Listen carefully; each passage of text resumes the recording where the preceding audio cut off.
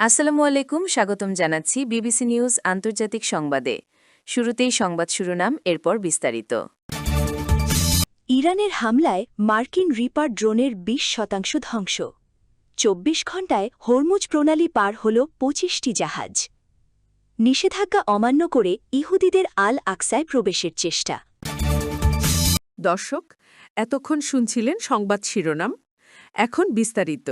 আপনি যদি ইসরায়েলের ধ্বংস চান এবং মুসলিমদের পাশে থাকেন, তাহলে ভিডিওতে লাইক করে চ্যানেলটি অবশ্যই সাবস্ক্রাইব করে দিবেন এবং আপনার মূল্যবান মতামত অবশ্যই কমেন্টে লিখে জানিয়ে দিবেন। এখন বিস্তারিত। মধ্যপ্রাচ্যের সাম্প্রতিক পরিস্থিতি নিয়ে আন্তর্জাতিক অঙ্গনে আবারও ব্যাপক আলোচনা শুরু হয়েছে, বিশেষ করে আধুনিক সামরিক প্রযুক্তি এবং আকাশপথে নজরদারি ব্যবস্থাকে কেন্দ্র করে নতুন করে বিশ্লেষণ করছেন নিরাপত্তা বিশেষজ্ঞরা। সাম্প্রতিক বিভিন্ন আন্তর্জাতিক প্রতিবেদনে দাবি করা হয়েছে, আঞ্চলিক উত্তেজনার মধ্যে পরিচালিত একাধিক অভিযানের সময় মার্কিন প্রযুক্তিনির্ভর রিপার ড্রোনের একটি উল্লেখযোগ্য অংশ কার্যকারিতা হারিয়েছে। সামরিক বিশ্লেষকদের মতে, রিপার ড্রোন সাধারণত নজরদারি, সীমান্ত পর্যবেক্ষণ এবং গুরুত্বপূর্ণ তথ্য সংগ্রহের কাজে ব্যবহার করা হয়। আধুনিক প্রযুক্তিতে তৈরি এই ড্রোনগুলো দীর্ঘ সময় আকাশে অবস্থান করতে পারে এবং দূরবর্তী এলাকা থেকেও তথ্য সংগ্রহ করতে সক্ষম।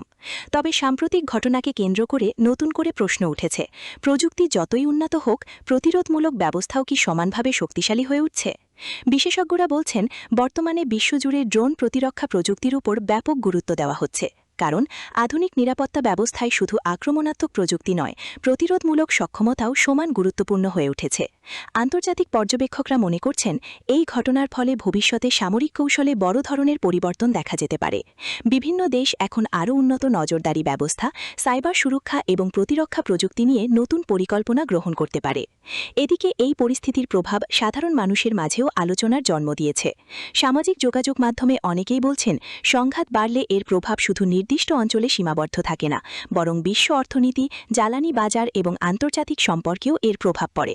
বিশেষজ্ঞরা আরও মনে করছেন, কূটনৈতিক আলোচনার পথ শক্তিশালী না হলে ভবিষ্যতে এমন উত্তেজনা আরও বাড়তে পারে। তাই প্রযুক্তির পাশাপাশি সংলাপ এবং পারস্পরিক সমঝোতাও গুরুত্বপূর্ণ বলে মনে করা হচ্ছে।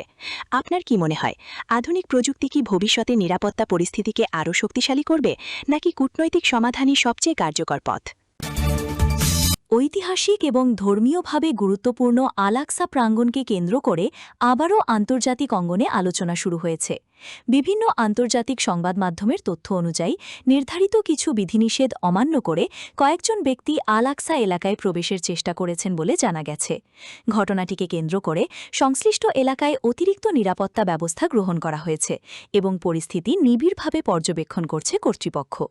বিশ্লেষকদের মতে, আল আকসা বিশ্বের অন্যতম সংবেদনশীল ধর্মীয় ও ঐতিহাসিক স্থান হওয়ায় এখানে যে কোনো ছোট ঘটনা দ্রুত আন্তর্জাতিক আলোচনার বিষয় হয়ে ওঠে।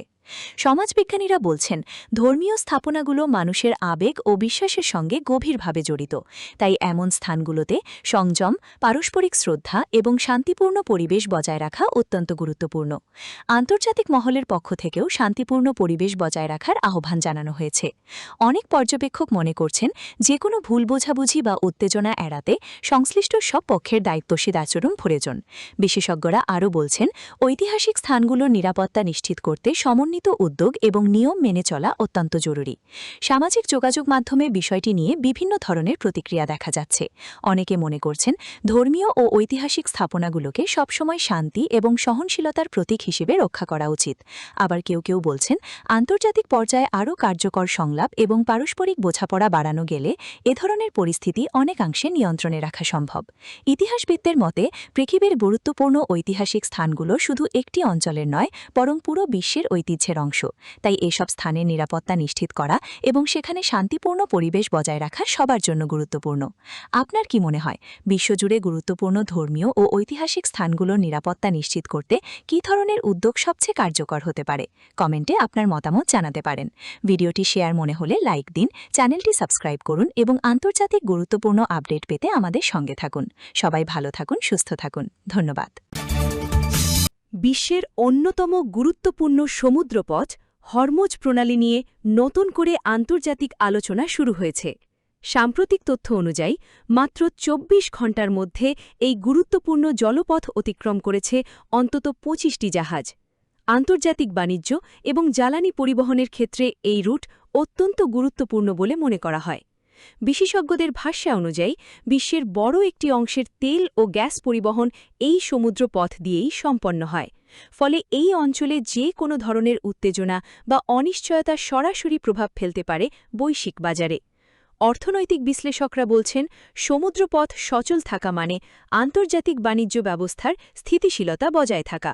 কারণ জ্বালানি সরবরাহে বিঘ্ন ঘটলে তার প্রভাব পড়তে পারে পরিবহন ব্যয়, খাদ্যপণ্যের দাম এবং সাধারণ মানুষের জীবনযাত্রার ওপর। বর্তমানে বিভিন্ন দেশ এবং আন্তর্জাতিক সংস্থা এই রুটের নিরাপত্তা পরিস্থিতি নিবিড়ভাবে পর্যবেক্ষণ করছে। সমুদ্র নিরাপত্তা বিশেষজ্ঞরা বলছেন, সাম্প্রতিক সময় আন্তর্জাতিক বাণিজ্য আরও বেশি আন্তর্নির্ভরশীল হয়ে উঠেছে। তাই একটি অঞ্চলের পরিস্থিতি দ্রুত অন্য অঞ্চলেও প্রভাব ফেলতে পারে। এ কারণে নিরাপদ সমুদ্রপথ নিশ্চিত করা এখন বৈশ্বিক অর্থনীতির জন্য বড় একটি অগ্রাধিকার। বিভিন্ন আন্তর্জাতিক নৌবাহিনী এবং পর্যবেক্ষক সংস্থা পরিস্থিতি পর্যবেক্ষণ করছে, যাতে বাণিজ্যিক জাহাজ চলাচল স্বাভাবিক থাকে। সামাজিক যোগাযোগ মাধ্যমেও বিষয়টি নিয়ে ব্যাপক আলোচনা চলছে। অনেকে বলছেন, বৈশ্বিক স্থিতিশীলতা বজায় রাখতে কূটনৈতিক যোগাযোগ এবং আন্তর্জাতিক সহযোগিতা আরও শক্তিশালী হওয়া জরুরি। আবার কেউ কেউ মনে করছেন, প্রযুক্তি নির্ভর সমুদ্র নজরদারি ব্যবস্থা ভবিষ্যতে নিরাপত্তা নিশ্চিত করতে বড় ভূমিকা রাখতে পারে। বিশেষজ্ঞদের মতে, বর্তমানে বিশ্ব অর্থনীতি এতটাই সংযুক্ত যে একটি গুরুত্বপূর্ণ সমুদ্রপথে অস্থিরতা দেখা দিলে তার প্রভাব বিশ্বব্যাপী ছড়িয়ে পড়তে পারে। তাই শান্তিপূর্ণ পরিবেশ বজায় রাখা এবং আন্তর্জাতিক বাণিজ্য নিরাপদ রাখা এখন সময়ের বড় চ্যালেঞ্জ হিসেবে দেখা হচ্ছে।